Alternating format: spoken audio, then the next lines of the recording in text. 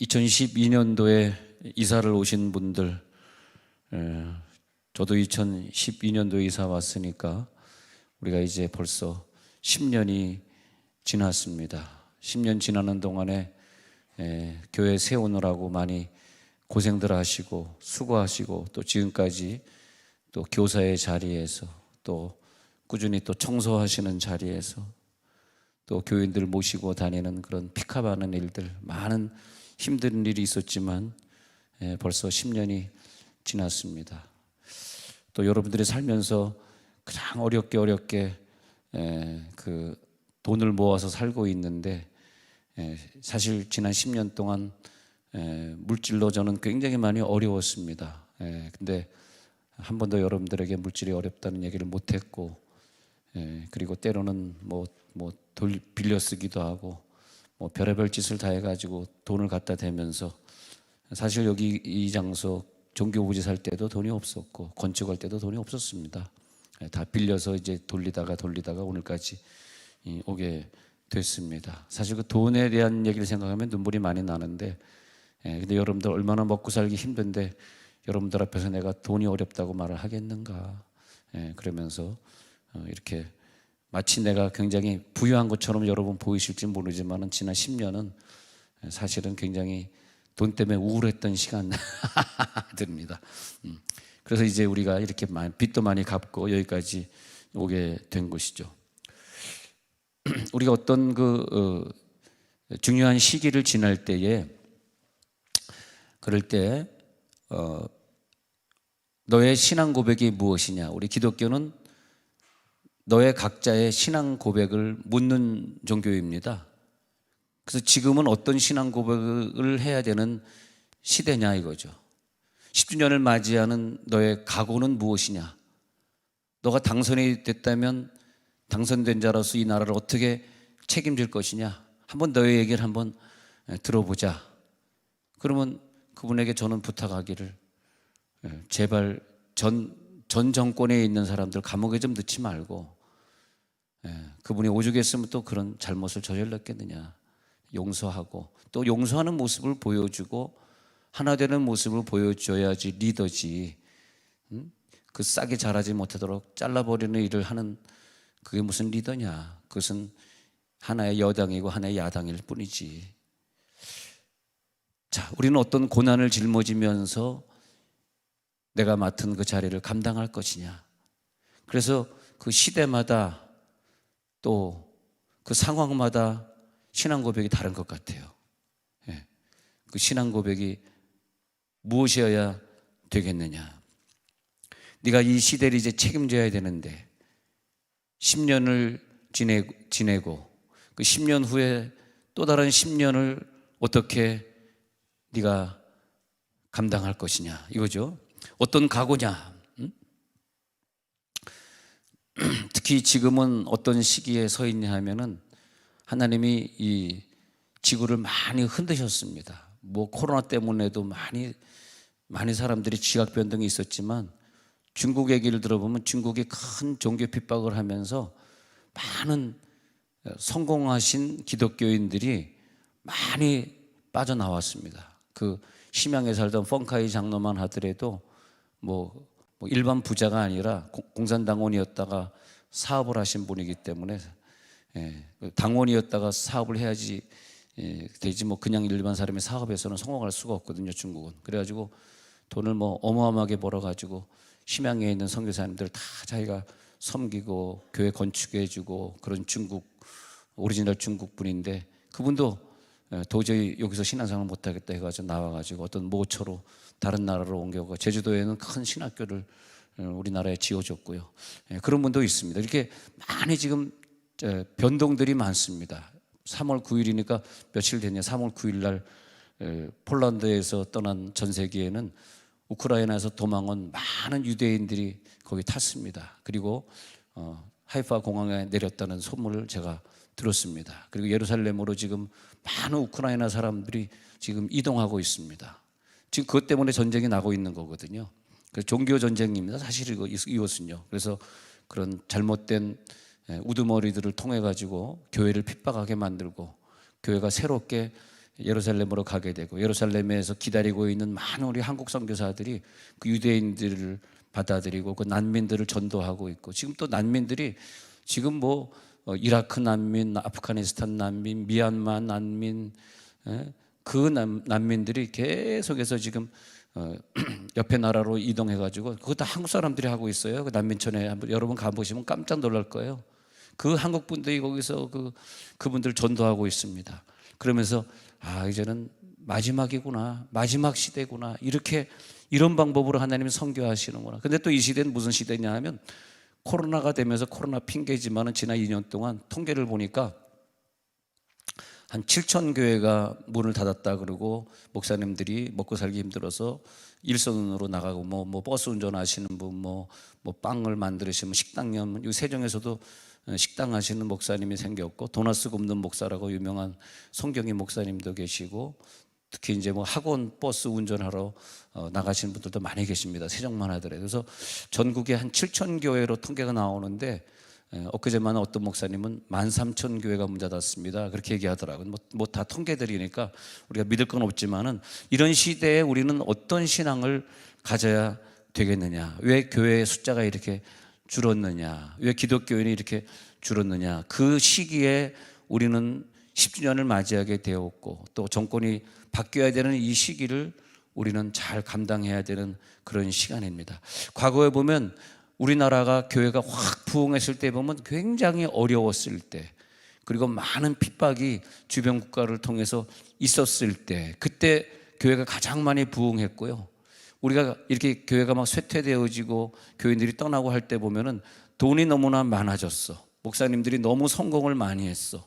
그리고 돈이 많다 보니까 이 미디어에 많은 투자를 했습니다. 그래서 막 많은 방송국들이 생기고 그랬는데, 방송국들이 많이 생기면 뭐 불신자들이 곳곳에서 그 복음을 듣고 교회로 올 줄 알았는데, 방송국이 생기고 나서부터 이상하게 기독교인들의 숫자가 줄어들기 시작했다는 거죠. 미국에서 방송 주일날 아침에 보면요, 막 10시, 11시 이때 텔레비를 켜면 일반 방송도 기독교인들이 기독교 방송 사가지고, 제가 보니까 우리나라는 뭐 CBS, CTS, 뭐 CGN, 뭐 C 채널 해가지고 한 10개가 안 되지만은, 미국은 제가 알기로 40몇 개더라고요. 40몇 개. 그러니까 40몇 개를 돌리면서 좋아하는 설교를 들을 수 있어요. 우리나라는 뭐 그래도 7, 8개 이렇게 돌리지 않습니까?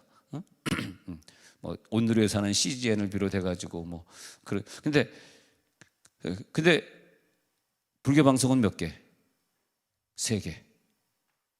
천주교는 몇 개? 이거 알아야지 오늘 선출이 되는데. 근데 미국은요, 그렇게 방송들이 많아요. 주일 아침 얘기하는, 아침 기준, 평소에는 안 하다가 주일 아침 몇 시간을 사서 이제 하는. 근데 그게 전파료가요 굉장히 비쌉니다.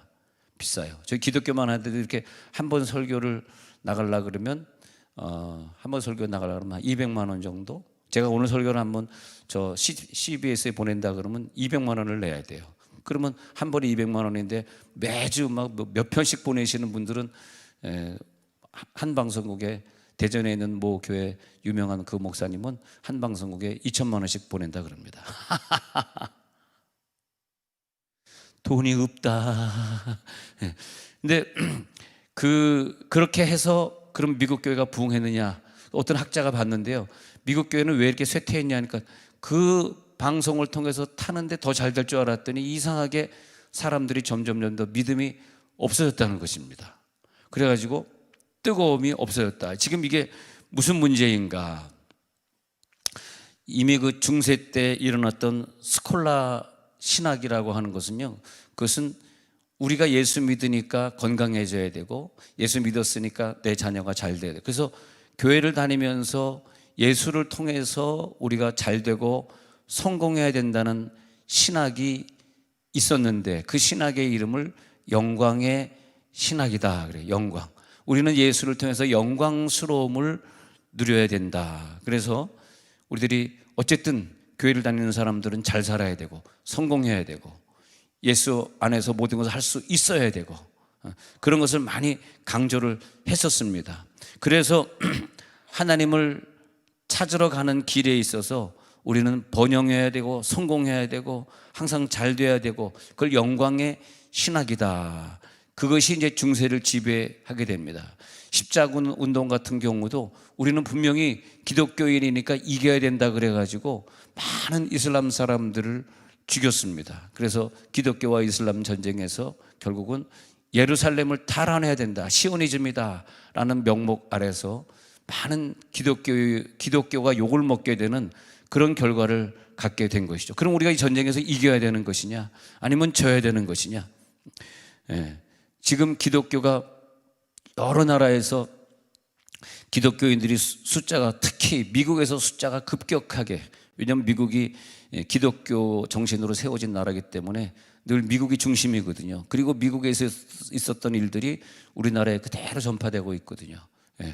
그래서 이 미국에서 세계 선교를 제일 많이 지원했었는데 미국 교회가 쇠퇴하면서 선교사를 많이 파송하지 못하게 돼버립니다. 그리고 그 흐름이 우리나라에 오게 되면서 만약에 우리나라가 어떤 전쟁이 나거나 어떤 문제가 생겨서 우리나라 교회가 핍박을 받게 되면 그때는 지구는 끝입니다. 왜냐하면 하나님은 전 세계에 있는 이방 민족들에게 복음을 전하라고 우리나라에 돈을 주시고 우리나라 교회를 이렇게 부흥시켜 주시고, 여러분 개척교회 가서라도요, 작은 교회 가서라도 이렇게 주보를 보시면요, 선교사를 지원 안 하는 교회가 없을 정도로 우리 교회는 이렇게 복을 받았어요.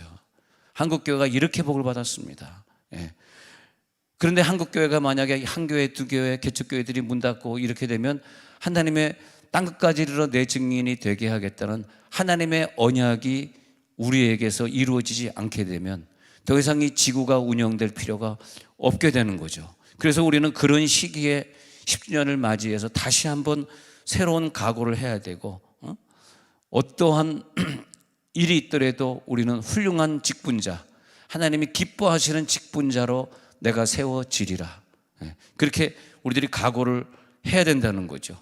출애굽기 33장이 보여주는 얘기는 뭐냐 하면요, 어떤 일이 있을 때 하나님 앞에 모세가 요구하는데 18절에서 주의 영광을 내게 보이소서. 이것이 뭐냐면 영광의 신학입니다. 영광의 신학. 그 영광의 신학은 어디서 나오냐 하면 하나님의 얼굴을 보겠다는 거예요. 하나님 얼굴 보고 싶어 하는 사람들이 영광의 신학이에요. 그래서 하나님 나에게 얼굴을 좀 보여주세요. 그랬더니 19절에서 하나님이 말씀하시기를 모든 선한 것을 네 앞으로 지나가게 하고 여호와의 이름을 네 앞에서 선포하고 나는 은혜를 베풀 자에게 내가 알아서 은혜를 베풀고 긍휼히 여길 자에게 긍휼을 베푸는 하나님이야. 그런데 20절에 보니까 너는 영광의 신학을 지금 요구하고 있구나. 너는 내 얼굴을 보지 못해. 네가 영광의 신학을 추구해서 하나님 믿고 하나님 이름 이용해서 예수 믿은 것 때문에 이 땅에 복 다 누리고 살면은 그것은 얼굴을 보는 건데, 그렇게 되면 너는 살지 못할 거야. 절대 그러면 너는 살지 못해. 오래 살고 싶으면 그러지 마. 자, 너는 살 자가 없습니다. 그러면서 21절에서 너 반석에 잠깐 서 있어봐. 내 영광이 지나갈 때 보면 너는 안 돼. 그렇기 때문에 그럴 때 22절에서 내가 너를 반석 틈에 두고 내가 너를 네 손으로 덮었다가 손을 거두리니, 등이 뭐냐 하면 영광의 반대, 고난의 신학입니다. 내가 너를 사용할 때인데 너는 등을 봐라. 등은 뭐냐? 고난의 신학이다. 십자가의 신학이다. 고난을 네가 이해하지 못하면 너는 기독교인이 아니다.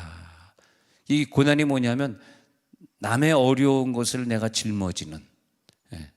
저는 늘 기도합니다. 대통령 된 자가 전 정권에 있는 나쁜 일을 한 자, 나쁜 일 했으니까 감옥 갔겠죠.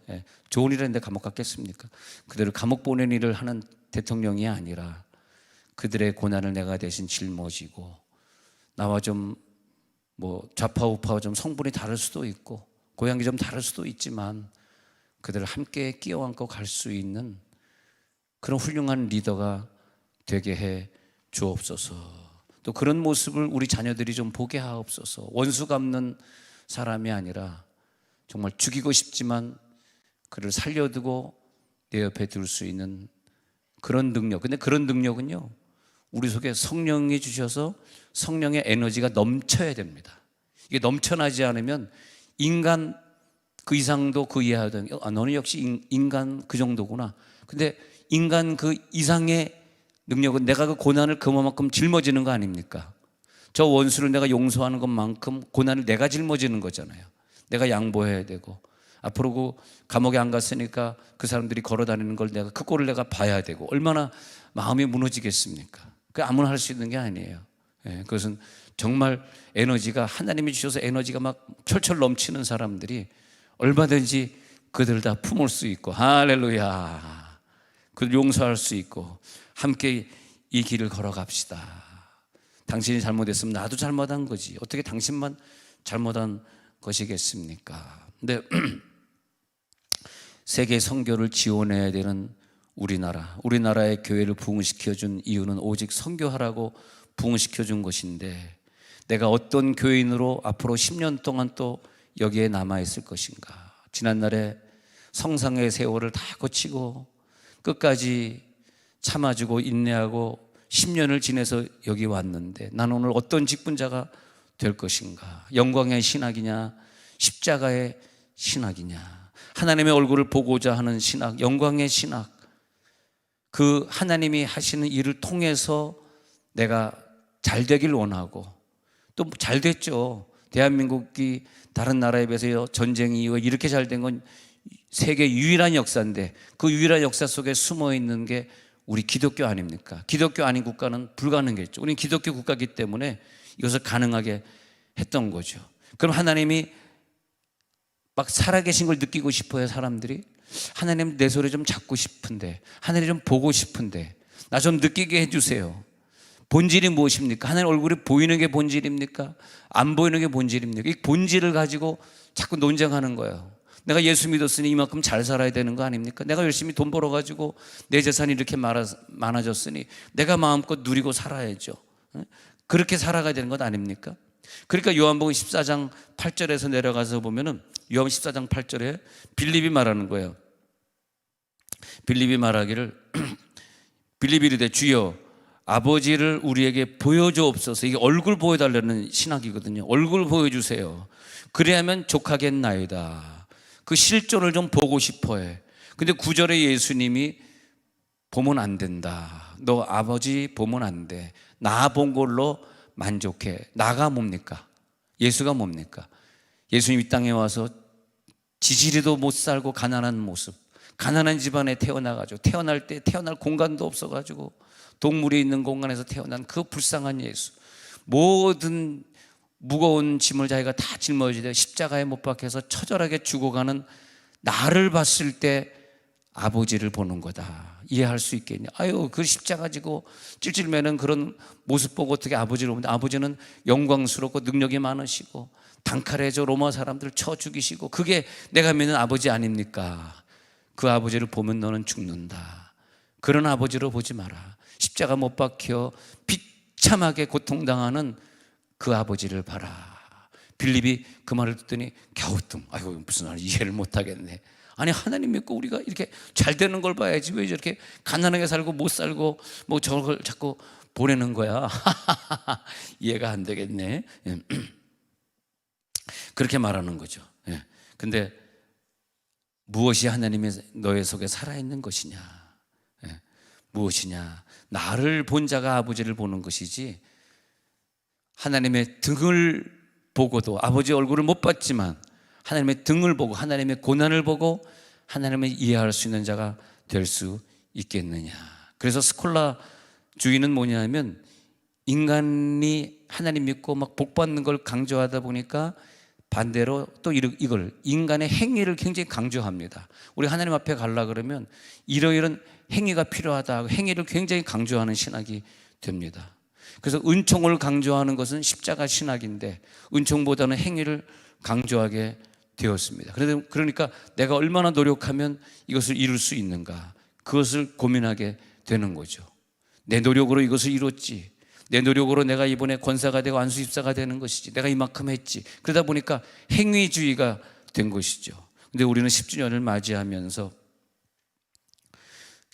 요한복음 20장 27절에서 29절에 보면은 도마가 나타나지 않습니까? 내가 예수님 만져보지 않고서는, 옆구리에 손을 넣어보지 않고서는 내가 믿을 수 없어. 그러니까 예수님이 27절에 가셔가지고 하는 말이, 야, 네 손가락을 내밀어서 내 손을 보고 네 손을 내밀어서 내 옆구리를 넣어봐라. 뭡니까? 나의 고난의 상처 속에 네 손을 놓고, 넌 지금 영광스러운 그 부활하신 예수님의 모습을 네가 요구하지만 그러지 말고 이 고난의 상처 속에 손을 넣고 믿음 없는 자가 되라. 그게 뭐냐? 28절에 내려가서 보니까 그 고난의 신학이 뭐냐 하면, 도마가 만져보고 고난의 예수님을 보니까 주님을 진짜 배웠습니다. 그러니까 29절에 가서 유명한 말을 남깁니다. 보지 못하고 믿는 자가 되라. 안 보고도 믿는 자. 뭘? 영광스러운 모습을 보려고 하지 말고 그 모습을 안 보고도 십자가에 손을 넣어보고 믿는 자가 되라. 고린도전서 1장 18절에서는 서양 사람들은 예수 믿었으니까 잘 되고 성공하고 굉장히 돈 많아지고 하는 것을 생각한다. 그래서 그 사람들은 십자가의 도가 멸망하는 자들에게는 미련한 것이고 구원을 받는 우리에게는 하나님의 능력인데, 십자가의 도가 지옥으로 가는 사람들에게는 미련한 것이라고 느낀다. 그러나 그렇지 않다. 등을 보는 신학은 하나님의 능력이 될 것이다. 이번에 혹시 오늘 엑스페어 당하지 않고 동그라미 쳐가지고 직분자가 되시는 45명이 된다면은 그분들은 고난의 신학을 이해해 주시고, 나는 어떤 십자가를 지고 갈 것인가, 나는 어떻게 이 외로운 길을, 좁은 길을 내가 통과할 것인가. 예수 믿어서 무조건 다 잘 되려고 하는 사람만 있으면 어떻게 되겠습니까? 누군가 선교사로 떠나줘야 되고, 누군가 스데반처럼 순교의 길을 가져야 되고, 남들이 하기 싫은 그 꾸준히를 해줘야만 하나님이 대한민국 교회를 문 닫지 않게 하기 위해서 우리나라가 저 중국에 먹히지 않게 하시고 저 러시아에 먹히지 않게 하시고 우리를 보호해 주셔야 되는 이유가 있게 되는 것입니다. 기도합니다. 하나님, 우리는 너무나 연약했습니다.